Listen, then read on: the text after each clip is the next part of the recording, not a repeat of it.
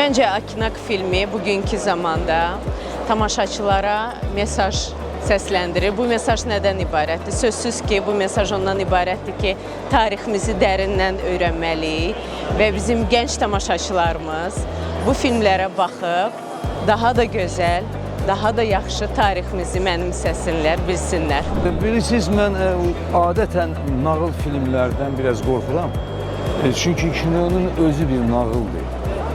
Kinonun özü bir nağıldır və nağılı başqa nağıl dilində danışmaq lap çətin olur.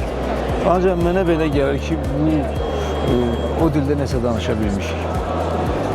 Başqalarını deyə bilmərəm. Mən birinci dəfədir ki, özümdən xoşum gəlir. O paltardan, o saqqaldan. Hər yeni filmin təqdimatı kino insanlar üçün, kinoda çalışan insanlar üçün həqiqətən bir bayram mərasimi çevirir. Birinci olaraq həm yeni bir şey ortaya çıxır.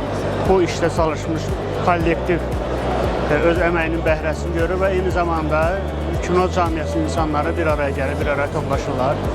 2026-cı il Azərbaycan kinosu üçün çox vacib bir il olacaq.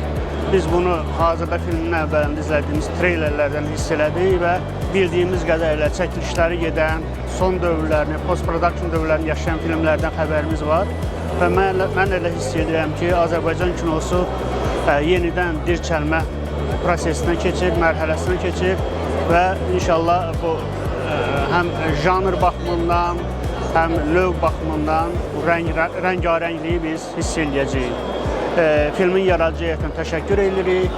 Həm böyük tamaşaçılar üçün, həm az yaşlı tamaşaçılar üçün yaxşı bir mövzudur. İnşallah tariximizi belə insanlara, öz doğma balalarımıza bu tipli macəra filmləri ilə sevdirməyə çalışaq.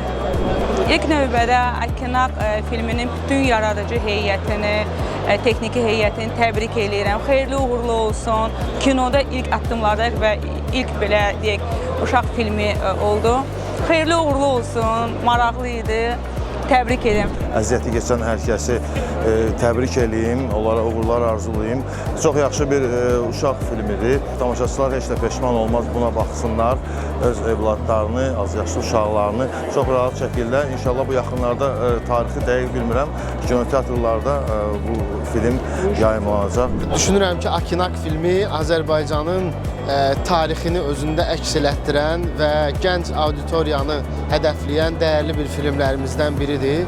Belə filmlərlə həm gənclərimiz milli adət-ənənələrimizi, həm bizim köklərimizi, soyumuzu tanımış olur, həm də filmə baxaraq öz asudə vaxtlarını daha xeyirli keçirmiş olur. Həm maarifləndirmək açısından, həm mədəniyyətimizin təbliği açısından Akinak filmi olduqca önəmli bir mövqedədir Azərbaycan filmləri arasında.